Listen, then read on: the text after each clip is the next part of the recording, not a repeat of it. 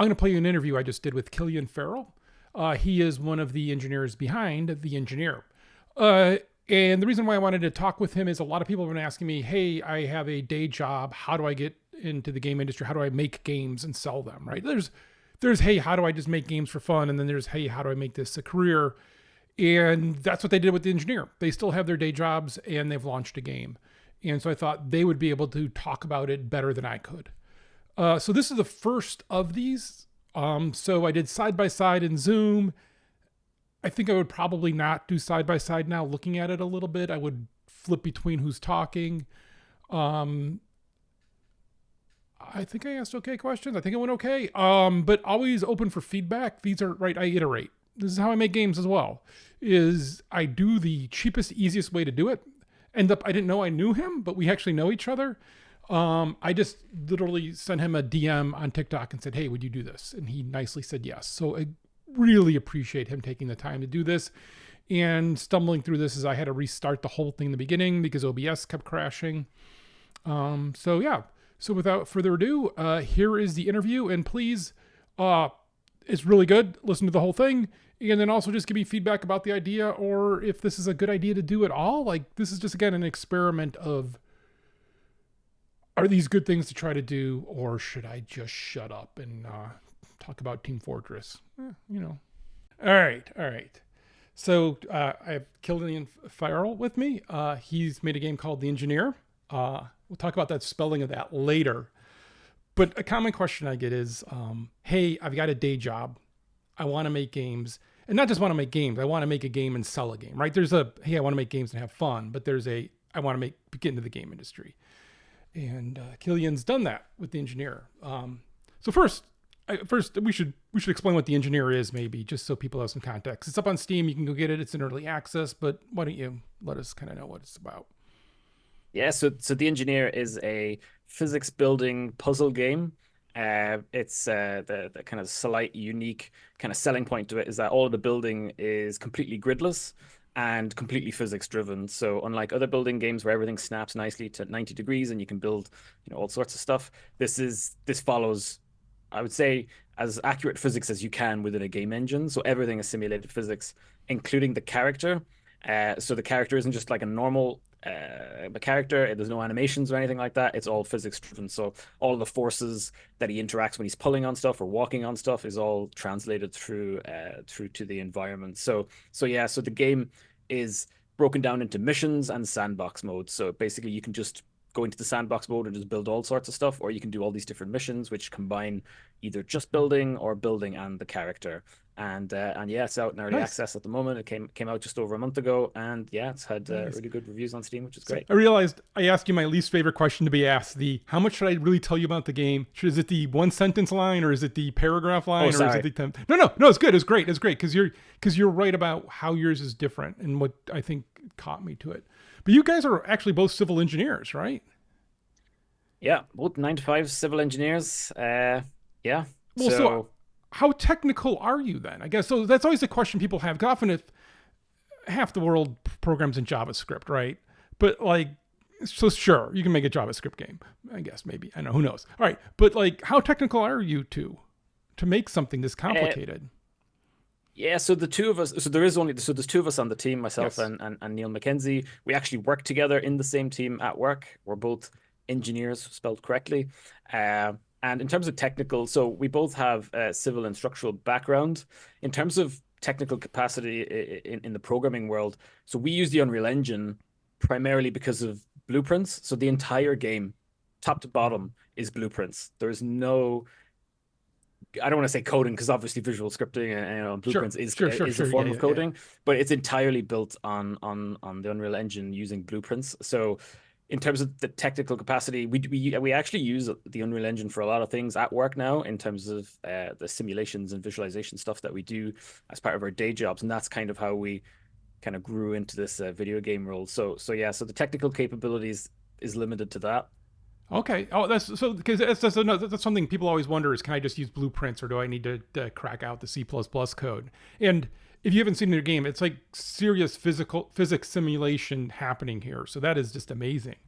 Wow. So you were already using Unreal at work first, or did this start you using Unreal at work? So, uh, so I've so I did my undergrad when I was studying in university. I did civil engineering, and Neil did the same as well. My master's I did in design and digital media, and the way I angled it was like, oh, I'll do engineering stuff with the video game stuff. This was back in 2009. So I Okay. actually started using Unity. And then once I got my foot in the door, I was just like, I just want to do engineering stuff. Video games is way more fun. Uh, and funnily enough, I made my first game as part of my dissertation called Pirates versus Ninjas. And I happened to see there that this week Steam are having an event which is called Pirates versus Ninjas, which I thought was which was a nice callback. But yeah, so I've been using the Unity for a number of years. I took part in a load of game jams. Uh, this is where it intertwines with the interesting fact that I mentioned off the call a few minutes ago. But you might not be aware of this, Chet, but we're actually friends on Steam for the last 8 or 9 years, I Oh, think. nice. I constantly see you pop up saying Chet is playing was a Slay the Slay the Spire. Spire. Yes, Yeah, my yeah, yeah. guilty pleasure. I wasn't sure if you'd made the connection, but so yeah, I was using Unity quite a lot, and then got into the VR space at work. Okay. Um, so my first so after I did my master's, ultimately I was like, I'll get a job in the video game industry. That didn't happen, so I had to rely on civil engineering. So I got a job in civil engineering, and then I kind of started to intertwine my hobby into my job and started showcasing all the cool stuff you could do with the video game engine in terms of Unity and then VR. And then I started following a lot of the stuff that you were doing, and ultimately that's how I got into the kind of position of using a video game engine. And then we did transition to the Unreal Engine primarily Okay. So because you were doing Unity and all the VR stuff and everything, and then came over to Unreal here. What was the deciding yeah. factor to make that choice? Because that's one of the questions of like, I think people as they don't know where to start, they look at those two or they look at Godot and they kind of get frozen a little bit. Yeah, so for me, a big thing in Unity, I was also using the visual scripting tool called Playmaker, Yes. and all the tools and all the games and the game jams and the VR stuff I was doing was using Playmaker. Then I changed companies, and we did have a license for Unity, but ultimately Unreal looked appealing. Everything was nice and shiny, and it looked quite good, and more importantly, it had that uh Blueprint is officially supported by it is made by Epic, whereas the Playmaker is obviously, I don't know, it's probably changed now. They probably got their own visual scripting tool in Unity, but ultimately knowing that this was Sure. fundamentally integrated into the engine was kind of important, because I knew that, like, ultimately we've kind of got a small nimble team at work, and I knew that we were never going to really hire in C++ programmers or people that were C sharp, specialists, because it's kind of a bit of an adaptive skill, having mixing engineering with these visualizations, kind of interactive stuff.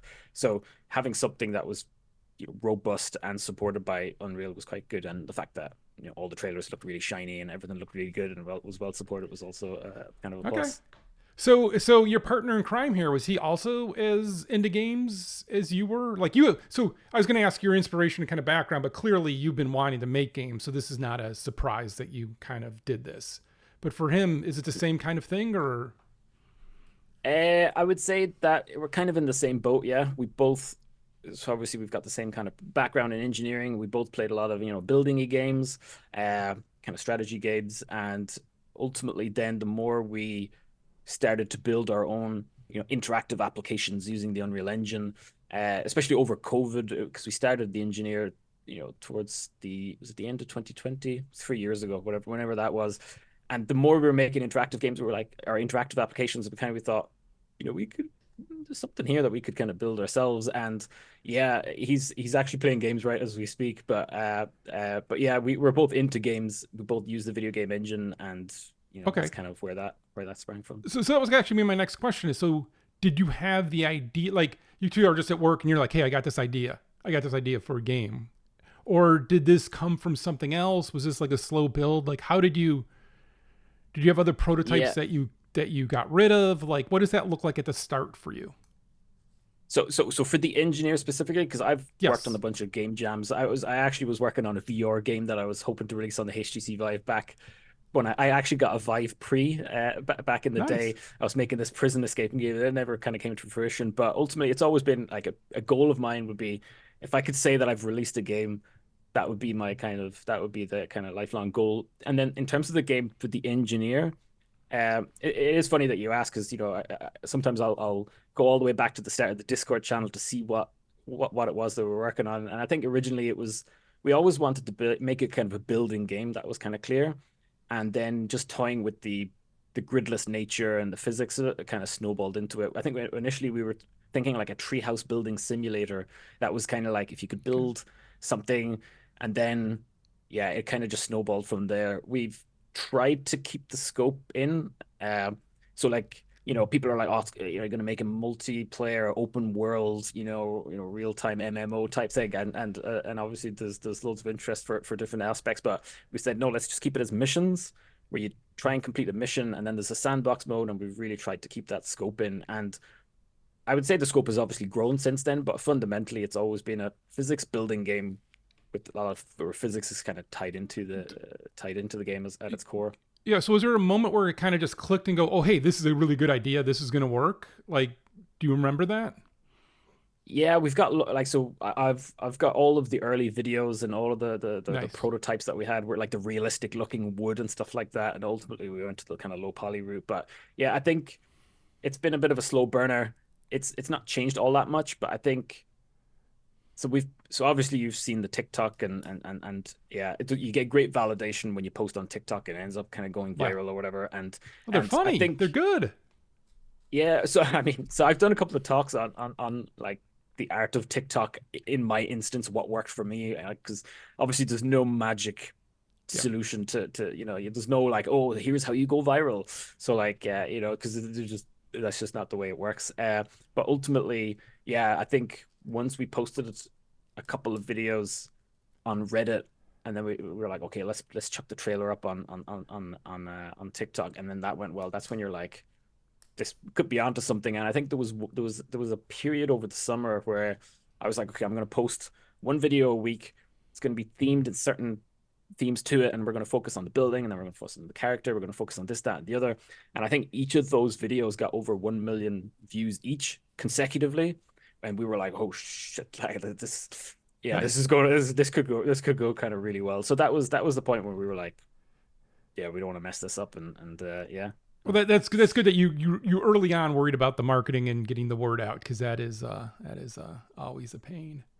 So actually, Yeah, it's so it's it's it's one of these things. It's hard to know because obviously, if someone said, if you post this video, you'll go viral, 100% guaranteed. You kind of think to yourself, okay, will I post this video 6 months before the game is out, or is it worth if I post it the day the game is out, then it'll translate into more sales because obviously this time. But obviously, with these things, you just never know. So it's important to market as soon as you can. That was the mantra that we went and by. and were you just pushing into wish list, wish list, wish list, wish list?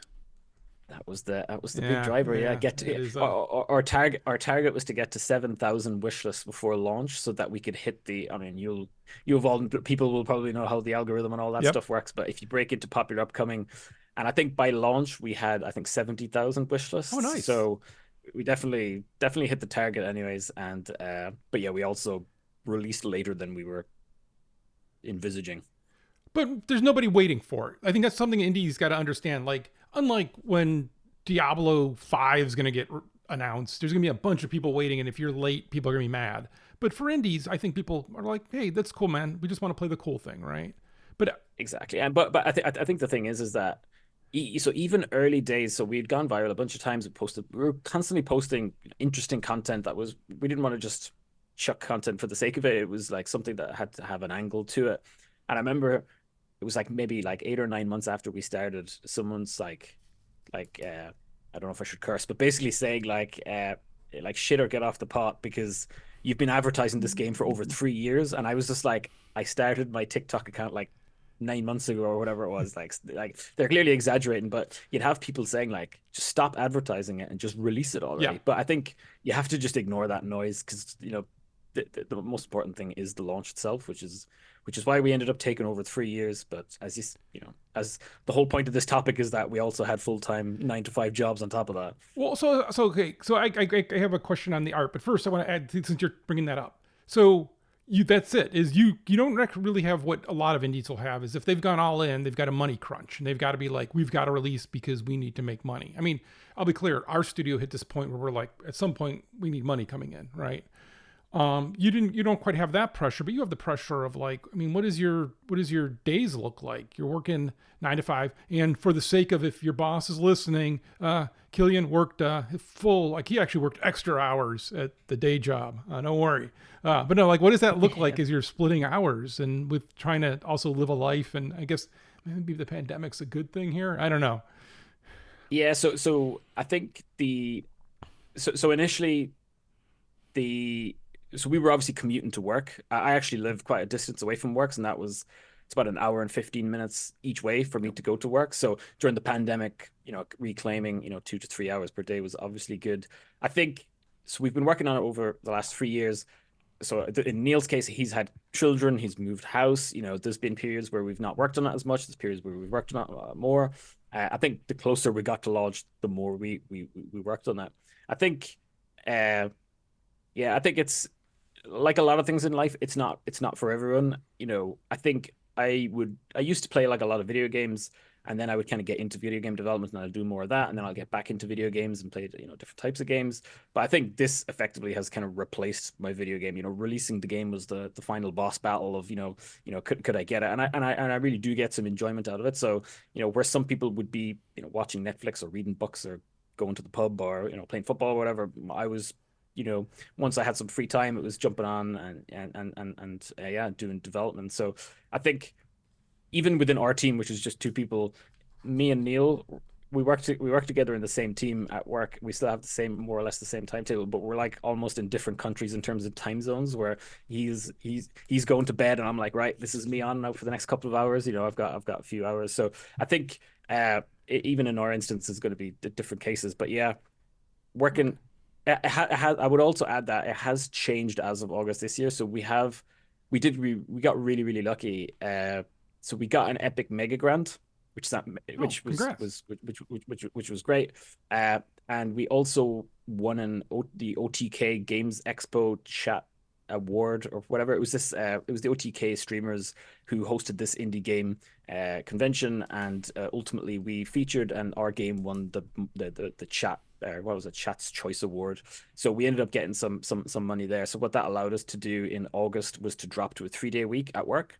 So we've got 2 dedicated days to work on the Enjenir all the way up to launch, and then obviously now we're making income. So the idea is we'll stay as a 3-day week. So we do have still our civil engineering 9 to 5 jobs, but that's a 3-day week, and now we've got 2 dedicated. Even though we still spend like a couple of evenings a week and weekends, whenever we can, to work on it. But I think the most important thing is, as long as you're still enjoying it and it doesn't feel too much like a chore, then it's a lot easier to do. When the pressure is on and there's deadlines and stuff like that, and the launch is coming, then obviously it's a bit more stressful. But yeah, for me, it's still an enjoyable experience working on the game. Yeah, watch out a little bit of that, because I have a little of that of like, well, I could always just be doing some, like, load up Unreal 5 and start playing around with stuff, and like there's always things you could be plunking away at and doing, and I'm with you, that's my fun. I like that better than any game, but equally it's never ending, and there's time you should do something else. I purposely carve out time in my life where I do these things this time just to avoid that. So, and don't get burned out, man. No, it's yeah, I can see how people do get burnt out, and especially like indies that, if you're just perpetually working on it and stuff like that. But I guess, yeah, everyone's kind of going to be built differently, and there's different personal matters as well. Where myself and Neil, we're quite lucky that we've got quite supportive families that are like happy that that there's the project they're working on, and obviously when you see us going like viral on TikTok and stuff like that, you're like, we don't know what's at the end of at the end of the rainbow. So it kind of makes it a bit easier. But now that the game is out, we obviously feel less pressure to. There's not this impending deadline day that's coming, and it's kind of become more of a hobby again, that we're enjoying it. We've made a bunch of quality of life improvements, and some of the major gripes with the game when it came out in terms of like saving and stuff like that. So now we're back to the good stuff, which is adding like cool and fun mechanics to the game, which is quite enjoyable to do. So it's back to being fun again. Well, see, you two are technical.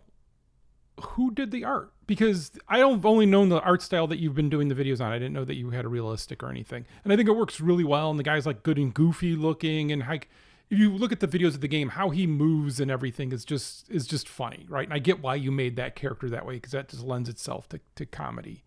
But like, so who Yeah. did all of that artwork for you? Funnily enough, when I was saying about the realistic stuff, so in my job, a part of what I do is a lot of photogrammetry, drone surveys, scanning of stuff. So like absolute photorealism is part of what I do. And then for the game, we've just gone the complete opposite end of the spectrum, which Yeah. is like, the cartoony kind of wave it. So I think a lot of the artwork, so we've tried to keep the artwork quite simple, and we've used assets where we've can. I think the trick that we've tried to do is blend, making sure that all the art is kind of consistent with each other, because if you start mixing and matching lots of different asset packs, you can be a bit jarring, where you can see, oh, this is from that and that's from the other. So yeah, we've used what is, I would say, probably a very popular brand of asset pack. So it's the Cinti assets.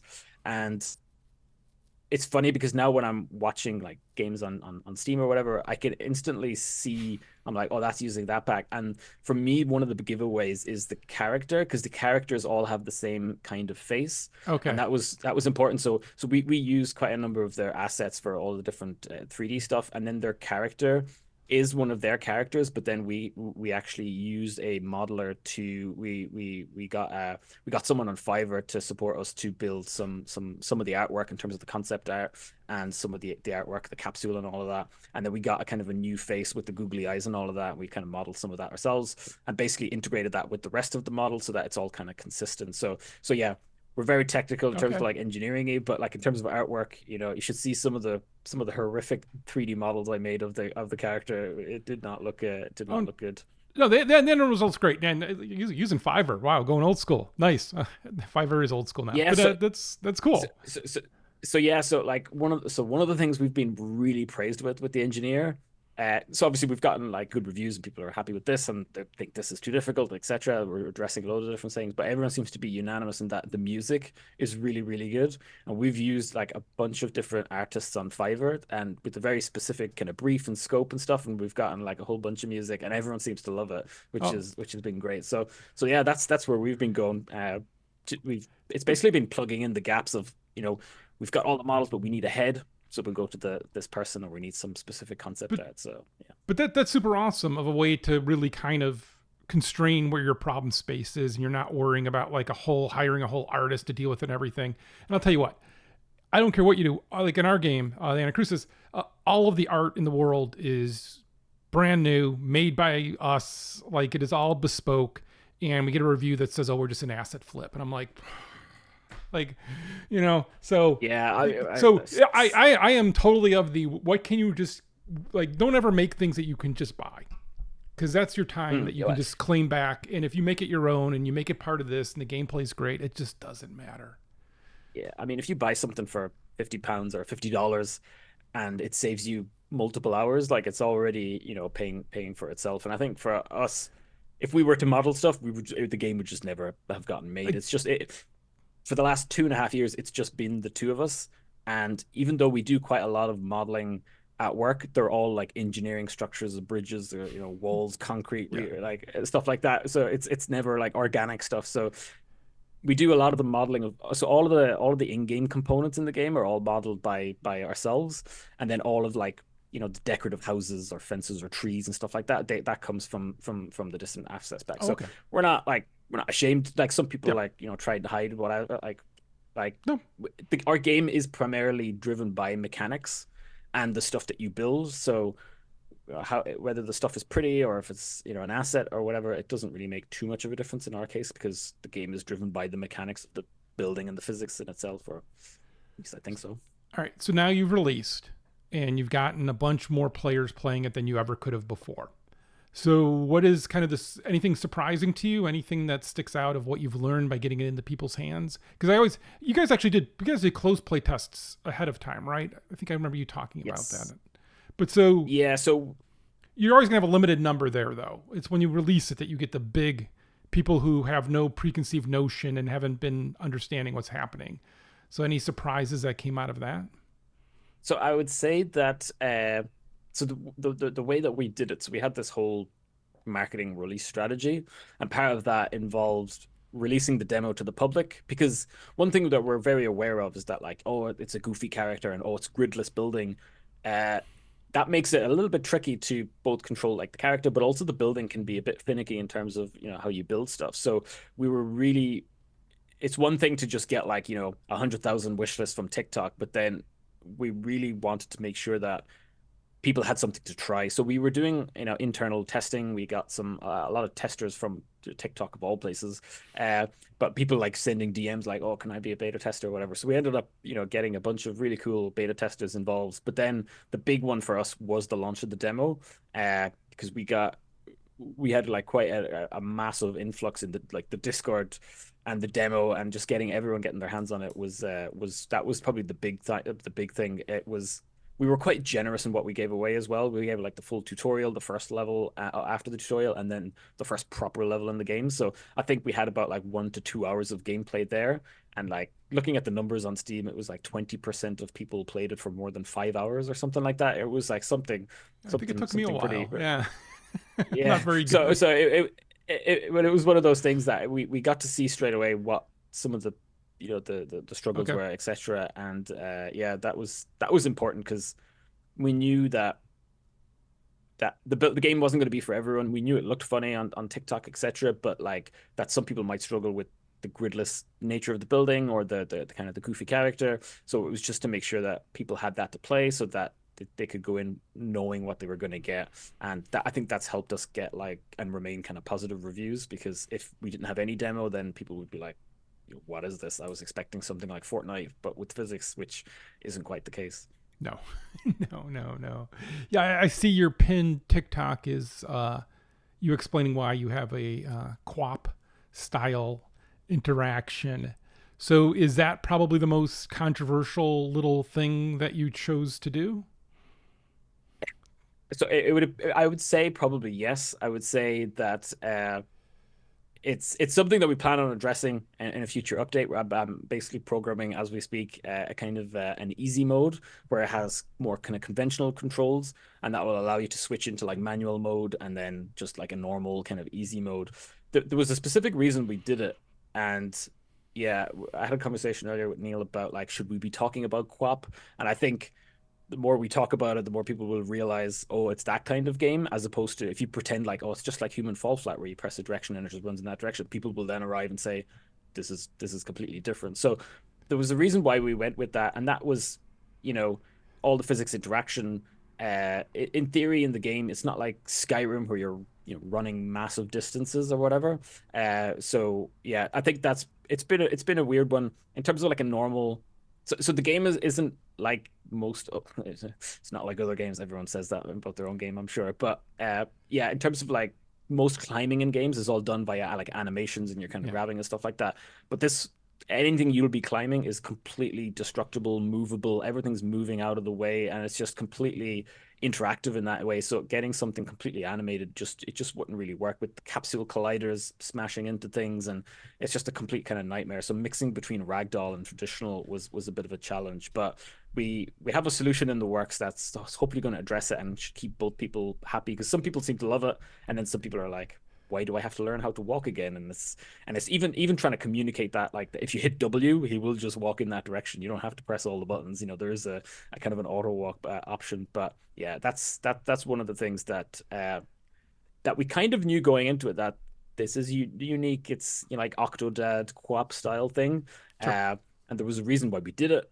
But yeah, we'll hopefully have some solutions there that will simplify it a lot for, you know for a lot of people, and they'll be able to switch in and out. Yeah, I always wonder for that kind of thing, like you were saying, is it if you were educated coming in that this is what it is, you would embrace it, or do you need to learn that, right? And that's always an interesting thing. I found it fun and funny, and then occasionally like right. But I'm not good at games for as much as I play games. Yeah, but still, it was fun. So, all right, Yeah, if going back to the very start of this when you were kicking this off, if you could give advice to yourself, what's the piece of advice you're giving? I would say just try and enjoy it. It's a hobby. and it's enjoyable, and just try and do something that you make sure you're enjoying it, because uh you know it's one of these things, like a lot of things, and like once it becomes your job, once it becomes your vocation, that's when the pressure starts to mount. So as long as you're doing it out of the joy of doing it, and you're enjoying it, and it's like as a hobby, it's like it's instead of playing games or doing this, that, and the other, you're doing it. Yeah, I think going into it with the right mindset, I think, is important, because some people are like, I'm doing this because I want to be the next Minecraft or the next Lethal Company or the next whatever. It's you're probably gonna it's going to be a bit of a challenge, and you might set yourself up for disappointment, but as long as you're enjoying it, then you know It's that's taken me a that's the while main in thing. life to realize that I like the journey. I'm not worried about the end as much. I still get caught up in the end sometimes. I think you can't help yourself. But yeah, that is good. All right, but I got to ask you now here. Last question. The engineer, Go for it. the spelling of it. As somebody who made a name of a game that nobody can pronounce and regrets doing it, even though the two people who really who backed me and said we should do this name, can pronounce it. Every So time I look for your game, I get the I or the E wrong somewhere in there. yeah, no, so yeah, So yeah, are you happy? Hey, it's you happy with the choice? You're rethinking it, listen, or at this point, we just had to embrace it. We have to embrace it. It's definitely not the most favorable one for Steam. What is it? Search engine optimization. I think if you go into Steam, you can see how many people have traveled there from typing it fully, or like suggested or whatever. So yeah, it started off as a kind of a joke. It's like a misspelling of engineer, that like, haha, that's funny. And then we actually like kind of exploded onto the scene, and it got like viral, and then it was the kind of a thing, and we were like, listen, like the thought did cross our minds to like the engineer, the tale of something something, and something that someone can actually spell. But then we just said, no, let's just go for it. It's kind of part of the appeal. What hurts us in search engine optimization kind of also wins, in terms of it's a funny name, because it's like a meme. You're yeah. misspelling it. So yeah, But we just embrace it at this point. you get to own the word. You get to own the word. So there's that. Because it's funny. So I was looking for YouTube videos, and I misspelled it. And you have some big YouTubers that play this a lot. That are really really promoting it. So that's great. That's great for longevity. And so yeah, as you're in early access and you're kind of getting that kind of response of already some streamers playing it and stuff. Like, so let's end it. What's next for the engineer? So we're in early access. The plan is to remain in early access for the remainder of this year mostly. We're going to be publishing our roadmap soon, which is going to be highlighting all the different changes that we're going to be adding, all of the different new content, and all the kind of all the goodies that we plan on adding to it. And then yeah, we'll just see how things go from there. The main milestone was, let's get the game out. Let's get some funding to fund the rest of the year. We've got that now, so we're definitely working on it for the rest of this year. And yeah, who knows what the future holds. All right, that's awesome. Well, congrats, and hey, thank you for being the first one. We'll see if this even recorded, or if it's just not gonna have to go back Right. and fix this, or what the sound levels are, or what side by side's wrong, or what, I don't know. I iterate, right? You do something once, you learn a bunch, you regret a bunch of choices, and you go on. No problem. Well, listen. Thanks for having me on. It's an honor. As I said, I've been following you since way back in the back in the day. Obviously, playing games that you worked on, like Portal and Left 4 Dead. So Oh, well, it's thank really you. cool to have the chance to meet. So, but also, so I try to tell people do this all the time. Is so I had gotten a bunch of questions about what Killian's gone through, and I'm not the person to answer that because I haven't entered the industry that way. So I saw their game, and I just sent him a DM out of the blue. But I sent him I sent him a question he could answer. And would you go do this? I think I first sent you something else and then this. But like, right, you can ask people questions. It's okay. Just make sure you're asking them questions that have answers, not some weird, crazy trying to solve your life's problems. I don't know. But so thank you for coming out, Yes, and it was great. And I seriously no look problem. forward to it. Your demo was actually, every Friday I say, hey, this is what I'm playing this weekend. And it was the thing I played the one weekend. Yeah. So Oh, I am over the 5 hour mark on the demo, I think, though. So I, good stuff. Good stuff. But yeah, no, listen. Thanks for having me. And again, I'd reiterate, just drop into the DMs, or more importantly, join the Discord, because yes. we've got quite a wholesome Discord that everyone likes to interact. We actually answer pretty much all the questions that people ask, we try and interact with them and share lots of up and coming stuff. So that's an important thing. So yeah, I think most developers will be the same. There's a lot of indie devs out there that are more than happy to speak to people. Yeah, and I'll make sure to include your Discord in the setup, because yeah, we do the Okay. same. I love our Discord community, and I think that is such a great way to interact with the community in a way that you don't have the noise of like the Steam forums and stuff. So Exactly. all right, well, thanks again. All right, so No problem. I'll stop recording.